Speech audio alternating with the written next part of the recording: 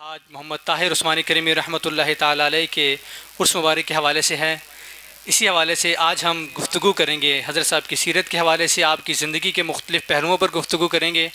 تو ہمارے ساتھ تشریف فرما ہیں واقعاً کی بہت علمی شخصیت حضرت علامہ محمد ساجد خان کریمی صاحب۔ ان سے گفتگو کا آغاز کرتے ہیں اور جانتے ہیں کہ حضرت صاحب رحمۃ اللہ تعالیٰ علیہ کی جو پہلی زندگی تھی، حیات مبارکہ ولادت سے لے کر بیعت تک، اس حوالے سے جاننے کی کوشش کرتے ہیں۔ جی علامہ صاحب۔ نحمدہ ونصلی علی رسولہ الکریم، اما بعد فاعوذ باللہ من الشیطان الرجیم، بسم اللہ الرحمن الرحیم، وکونوا مع الصادقین، سبحان اللہ، صدق اللہ العظیم۔ سبحان اللہ۔ آج کی یہ جو گفتگو ہے ہمارے پیر و مرشد طاہر کریمی رحمۃ اللہ علیہ، ان کی حیات مبارکہ کے بارے میں چند آپ کے سامنے میں باتیں گوش گزار کرنا چاہوں گا۔ جی انڈیا میں یو پی لکھنؤ شہر اور آپ کا جو آبائی گاؤں ہے امیٹھی، وہاں 11 ستمبر 1912 کی ایک حسین صبح کو آپ دنیا پہ تشریف آور ہوئے، سبحان اللہ۔ اور آپ کا نام محمد طاہر رکھا گیا۔ واہ، آپ کے والد قاضی محفوظ علی عثمانی کریمی سبحان اللہ، ایک بہت ہی درویش شفت انسان تھے، بہت ہی نیک اور پارسا بزرگ تھے۔ سبحان اللہ۔ ان کی جو بیعت تھی وہ حضرت مولانا فضل الرحمن صاحب جو انڈیا میں ہی ہوتے تھے ان کے ہاتھ پہ تھی، لیکن آپ کو خرقہ خلافت حضرت پیر حافظ عبد الکریم رحمۃ اللہ سبحان علیہ اللہ، عیدگاہ شریف سبحان پنڈی اللہ، والے ان کے طرف سے عطا ہوا۔ سبحان اللہ۔ تو حضرت پیر طاہر کریمی رحمۃ اللہ علیہ کی جو ابتدائی تعلیم ہے وہ اپنے والد گرامی سے انہوں نے سبحان دین اللہ، کی جتنی تعلیم تھی، قرآن کی، عربی تعلیم، وہ ان سے انہوں نے حاصل کی، اور اس کے بعد اپنے ہی قصبے میں انہوں نے جو اسکول تھا اس میں پڑھا، اور اس کے بعد لکھنؤ آپ نے وہاں جا کے میٹرک کی، سبحان اللہ، سبحان پھر اسی طرح آپ نے گریجویشن کی، اور اس کے بعد پھر آپ کی جو آگے تعلیم کا سلسلہ ہے، پھر ملازمت میں آپ اسی پی او ایف فیکٹری میں، ابھی پاکستان بننے سے پہلے یہ انڈیا میں تھی تو آپ نے وہاں پہ ملازمت اختیار کی، اور پاکستان بننے تک آپ وہیں انڈیا میں ہی رہے۔ حضرت طاہر کریمی رحمۃ اللہ علیہ کی ملاقات حافظ عبد الکریم رحمۃ اللہ علیہ کے ساتھ انڈیا میں ہی سبحان ایک اللہ، محفل میں، واہ، ایک دوست تھے ان کے گھر میں محفل ہوا کرتی تھی، تو ان کے ساتھ ہوئی۔ جیسے ہی ان کی نگاہ حضرت صاحب پہ پڑی اللہ تو اکبر، آپ کی کیفیت بدل گئی اور آپ ان کے سبحان قدموں اللہ، میں آ گئے۔ سبحان اللہ، سبحان اللہ، سبحان اللہ، انہوں نے آپ کو سینے سے لگایا سبحان اللہ، سبحان اللہ، اور شرف بیعت عطا کیا۔ سبحان اللہ، تو سبحان اللہ، یہ آپ کی جو زندگی کے جو حالات ہیں یہ آپ کے پاکستان بننے سے پہلے کے ہیں۔ پھر جب پاکستان بنا تو پھر آپ پاکستان تشریف لے آئے، وہ ایک واہ، الگ قصہ ہے۔ سبحان اللہ، سبحان اللہ، تو آپ کی جو شروع سے ہی طبیعت تھی وہ دینی کاموں کی طرف آپ مائل رہے تھے، جہاں محفل ہوتی، دینی محفل، جلسے جلوس، آپ سب میں بڑھ چڑھ کر آپ حصہ سبحان لیتے، اللہ، اور سبحان اللہ، جیسے آج کل اسکولوں میں ماحول یا کالجز میں وہ نہیں تھا، بہت ہی سادگی کا آپ کا ماحول تھا، اور ماشاءاللہ آپ نے بڑی اس دور میں بہت اعلیٰ تعلیم، گریجویشن حاصل کرنا اس دور ہاں، اس دور بہت کے اعلیٰ حوالے سے تعلیم بہت تھی، بڑی تعلیم، بہت۔ بالکل، تو سبحان اللہ، یہ پھر آپ جب مرشد کے ہاتھ میں ہاتھ آ گیا اللہ اکبر، تو پھر یہ سلسلہ جو ہے وہ آگے پھر اس کے بعد سے ایک لائن اور تبدیل ہونا شروع واہ، ہوتی ہے، تو سبحان پھر اللہ، جیسے جیسے آپ وقت گزرے گا تو آپ سنتے جائیں گے سبحان کہ اللہ، کیسے۔ جی انشاءاللہ۔ اور لکھنؤ کے حوالے سے یہ ہے کہ وہاں کے شعراء کی کیا ہی بات ہے، جی جی وہ حضرت صاحب کی نعتوں میں جو اردو کا رنگ آیا اتنا جی جی خوبصورت، وہ بلا شبہ اس میں لکھنؤ کا ماحول جو تھا اس کا بہت بڑا ہاتھ جی ہوگا۔ جی اہل زبان جو ہیں اہل زبان، وہ لکھنؤ سے تعلق رکھتے ہیں، اور اردو کا تو سمجھ لیں کہ جنم حوالے سے بھومی آپ کچھ کہہ لیں۔ آپ ارشاد فرمائیں۔ جی حضور پیر طریقت رہبر شریعت نجم الاولیاء سراج الاولیاء نجم الاصفیاء طاہر کریمی رحمۃ اللہ علیہ، آپ کو جو اپنے شیخ سے نسبت اور محبت تھی وہ یعنی انتہائی درجے کی وارفتگی تھی، اللہ اکبر، دیوانگی تھی، اور وہ دیوانگی آپ کو کھینچ کے پاکستان اللہ عیدگاہ شریف لے آئی۔ واہ واہ، سبحان اللہ، سبحان اللہ۔ اب آپ جب عیدگاہ شریف تشریف لاتے ہیں، انڈیا سے یہاں آئے اور عیدگاہ شریف اپنے مرشد کے دربار میں پہنچتے ہیں، تو آپ کے خود اپنے الفاظ سے کہ میں سوٹڈ بوٹڈ تھا، اللہ، اور حافظ عبد الرحمن ثانی صاحب جن کو کہا جاتا ہے، المعروف ثانی صاحب رحمۃ اللہ علیہ، اس وقت وہ سجادہ نشین تھے۔ سبحان اللہ، آپ نے پوچھا کہ میرا نام آپ کو کس نے بتا دیا؟ سبحان ابھی تو میں نے اپنا تعارف کسی سے نہیں کرایا۔ سبحان اللہ، تو آپ فرمانے لگے جس نے آپ کو یہاں بھیجا ہے اسی نے آپ کا نام بھی بتا دیا۔ واہ واہ واہ واہ، سبحان اللہ، سبحان اللہ، سبحان اللہ، تو کیا کہنے، سبحان اللہ۔ ان کے اب حضرت حافظ عبد الرحمن ثانی صاحب رحمۃ اللہ علیہ کے ساتھ اب وہ چونکہ آپ کے پیر صحبت تھے، ان کی صحبت میں آپ نے جو وقت گزارا ہے وہ ایک ولایت کی جو تربیت کی گھڑیاں ہوتی ہیں، سبحان اللہ، وہ کیفیات، وہ لمحات، حضور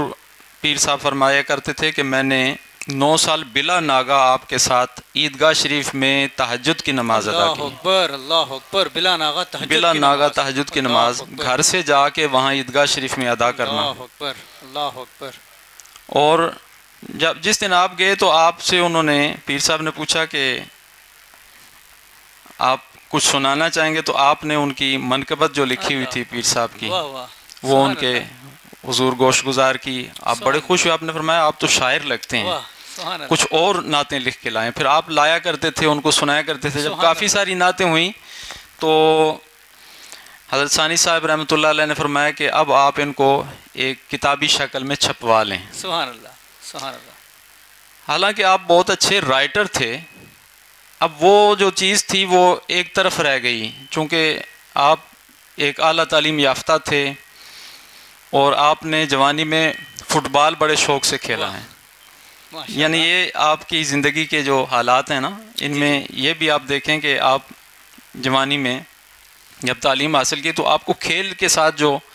رغبت تھی، لیکن اس میں بھی آپ نماز نہیں چھوڑا کرتے تھے۔ واہ، سبحان اللہ، سبحان اللہ، جیسے ہی میچ ختم ہوا، ادھر سے اذان ہوئی اور سب کو آپ نے کہنا وضو کرو، صفیں بناؤ، آپ نے واہ، امامت کرانی۔ سبحان اللہ، سبحان اللہ، سبحان اللہ، تو